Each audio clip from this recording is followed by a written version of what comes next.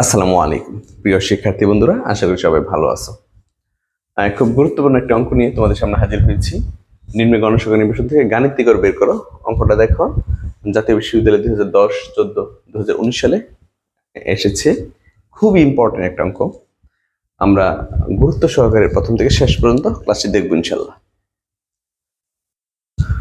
গাণিতিক গড়, যোজিত গড়, যৌগিক গড় সবাই কি কথা। আর গাণিতিক গড় নির্ণয়ের দুইটা সূত্র আছে আমরা জানি। এক হচ্ছে তোমার সরাসরি পদ্ধতি, আর একটা হচ্ছে সংক্ষিপ্ত পদ্ধতি। আমি যদি সূত্র লিখি, গাণিতিক গড়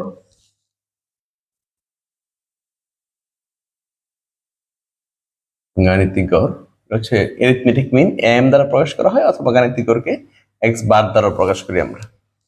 তাহলে এক্স বার সূত্র হচ্ছে ধরো summation F x by n. এটা হচ্ছে সরাসরি পদ্ধতি, এই সূত্রটা হচ্ছে সরাসরি পদ্ধতি। আর গাণিতিক গড় এক্স বার সমান A plus summation f d by n into C. এই হচ্ছে সংক্ষিপ্ত পদ্ধতি, A plus summation f d by n into C, সংক্ষিপ্ত পদ্ধতি। তবে কথা আছে, যদি শ্রেণী ব্যবধান অসমান হয়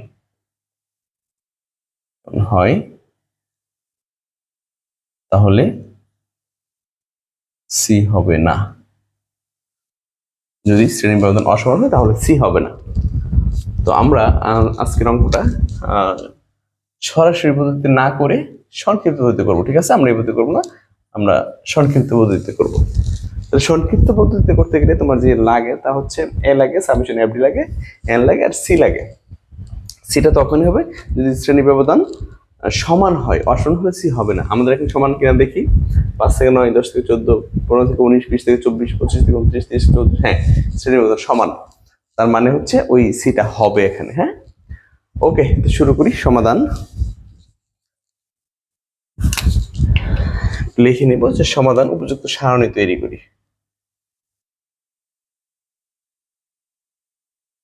সমাধান লিখে নাও যে উপযুক্ত সারণী তৈরি করি।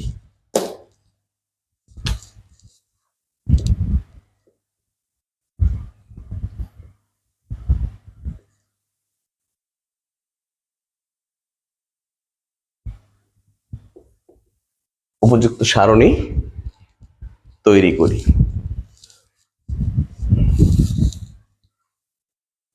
শ্রেণী ব্যবধান, গণসংখ্যা, আর যে কোনো গড় বের করতে এক্স লাগে, এক্স মানে হচ্ছে মধ্যবিন্দু।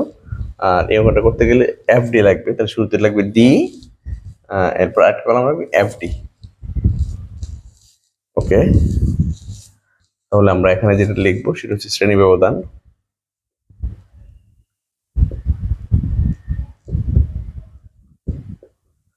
শ্রেণী ব্যবধানকে আমরা সি দ্বারা প্রকাশ করব। আর হচ্ছে গণসংখ্যাকে আমরা এফ দ্বারা প্রকাশ করব। ঠিক আছে, আর মধ্যবিন্দুকে আমরা এক্স দ্বারা প্রকাশ করব। এরপরে যেটা লাগবে সেটা হচ্ছে ডি লাগবে। ডি সমান হচ্ছে x minus A by C. যদি শ্রেণী ব্যবধান সমান থাকে তাহলে এখানে সি চলে আসবে, আর যদি শ্রেণী ব্যবধান সমান না থাকে তাহলে এই সিটা এখানে হবে না। আর কি লাগে, এফ ডি। ঠিক আছে, শ্রেণী ব্যবধান, গণসংখ্যা, মধ্যবিন্দু, আর হচ্ছে এখানে কি লাগে ডি, আর হচ্ছে এফ ডি। ডি হচ্ছে x minus A by C. যদি শ্রেণী ব্যবধান সমান না থাকে, অর্থাৎ অসমান হয়, তাহলে এই সিটা হবে না, কিন্তু শুধু এক্স মাইনাস এ হবে। ওকে, তাহলে আমরা একটু লিখে নেই। 5 থেকে 9, 10 থেকে 14, 15 থেকে 19, 20 থেকে 24, 25 থেকে 29, 30 থেকে 34। ওকে, আর গণসংখ্যাগুলো আমরা যদি এখানে লিখি 20, 27, 35, 37, 38, 22। আর মধ্যবিন্দু হচ্ছে দুইটা সংখ্যা আর নিম্ন সীমার উচ্চ সীমা যোগ করব, আমরা 2 দিয়ে ভাগ করব, তাহলে মধ্যবিন্দুটা পেয়ে যাব। তাহলে 5 আর 9 হচ্ছে 14, 2 দিয়ে ভাগ করলে সেটা হয় 7। 10 আর 14 হচ্ছে 24, 2 দিয়ে ভাগ করলে হয় কত? 12। মধ্যবিন্দু বের করতেছি আমরা, নিম্ন সীমার উচ্চ সীমা যোগ করি, 2 দ্বারা ভাগ করি। তাহলে এখানে 15 আর 19 হচ্ছে 34, 2 দিয়ে ভাগ করলে হবে 17। হ্যাঁ, পরে হবে 22, পরে হবে 27, পরে হবে 32। ঠিক আছে, নিম্ন সীমার উচ্চ সীমা যোগ করবো, 2 দ্বারা ভাগ করে দিব, এই মানগুলো চলে আসবে। এরপর যাবা ডি। ডি বের করার নিয়ম হচ্ছে x minus a by c। তাহলে আমরা একটা অনুমিত গড় ধরে নিব a, আর এটা ধরতে হয় x এর মধ্য থেকে, কারণ তুমি x থেকে এটা বাদ দিছো, তো x এর মধ্যে আমরা একটা a ধরবো। তুমি তোমার ইচ্ছা মতো যে কোনো একটা ধরতে পারো, তবে আমরা চেষ্টা করব ছোট সংখ্যা আর বড় সংখ্যার মাঝামাঝি কোনো একটাকে ধরা, ছোট সংখ্যা এবং বড় সংখ্যার মাঝামাঝি কোনো একটাকে ধরা। যদি আমি ধরো এই কাকে ধরবো,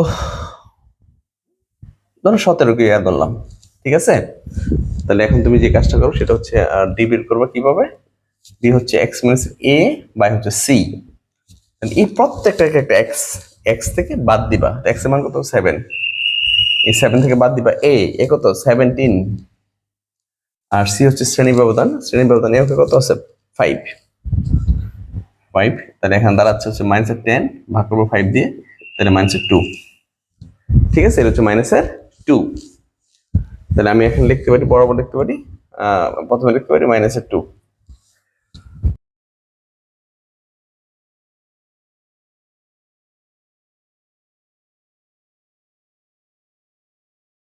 পরেরটা দেখো, ঠিক সেম। x এর হচ্ছে কত? হচ্ছে 12। আমি এখানে 12 লিখবো, 17 বাদ দিব, তাহলে এখানে আসবে -5। -5 কে 5 দিয়ে ভাগ করলে সেটা হচ্ছে -1। -1। আরেকটা নিয়ম আমি একটু শিখাই দিই, শর্টকাট মেথড। যদি কখনো সি থাকে, ডিসমান x minus a by c, অর্থাৎ শ্রেণী ব্যবধান সমান হলেই তো আমরা সি দেই, শ্রেণী ব্যবধান সমান হলে সি দেওয়া থাকে। তো যদি এখানে সি থাকে তাহলে সহজভাবে তুমি এক কাজ করবা, এ যেটাকে ধরবা এ বরাবর 0 লিখে দিবা, এ বরাবর কি লিখবা? 0।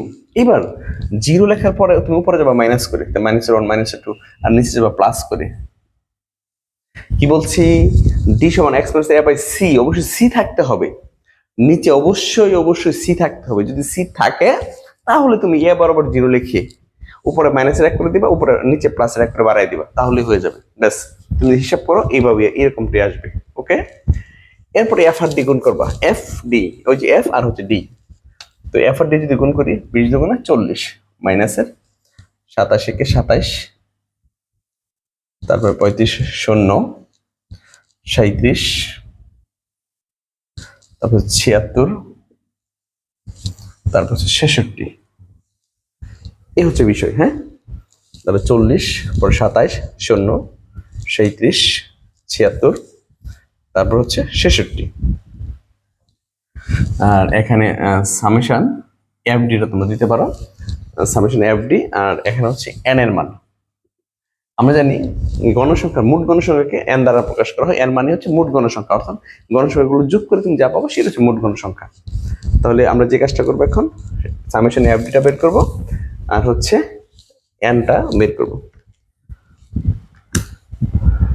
তো যদি আমরা এন বের করি, দেখা কত হয়? 20 প্লাস 27 প্লাস 35 প্লাস 37 38 22, 179।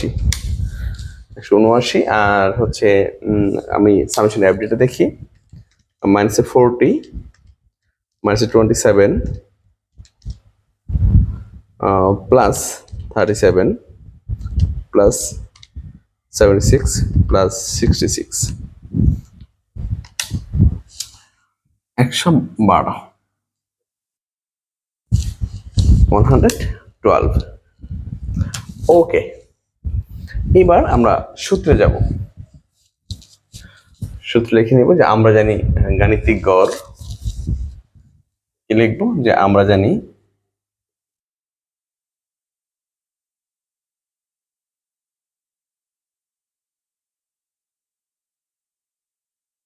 গাণিতিক গড় x বার সমান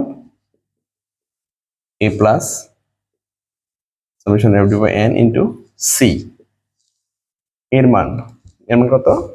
এর মান হচ্ছে 17। তাহলে আমি এখানে লিখতে পারি 17 প্লাস সামেশন এফ ডি হচ্ছে 112, এর মান হচ্ছে 179 গুণ করবো 5 দিয়ে, তাহলে 17 প্লাস 112 গুণ 5, 5 কিন্তু উপরে আছে, হ্যাঁ 112 সাথে 5 গুণ করবো আর ভাগ করে দিব 179 দিয়ে, 3.13,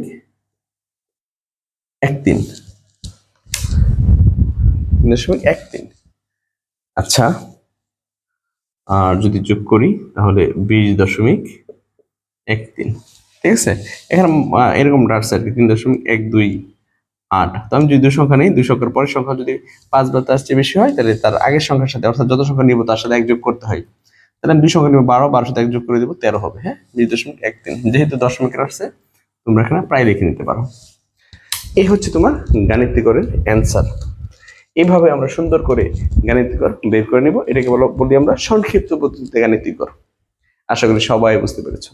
আমার ক্লাস যদি ভালো লাগে তুমি তোমার বন্ধু বান্ধব সহপাঠীদের সাথে আমার অনলাইন ক্লাসের ব্যাপারে শেয়ার করবা। সবাই ভালো থাকো, সুস্থ থাকো। আসসালামু আলাইকুম।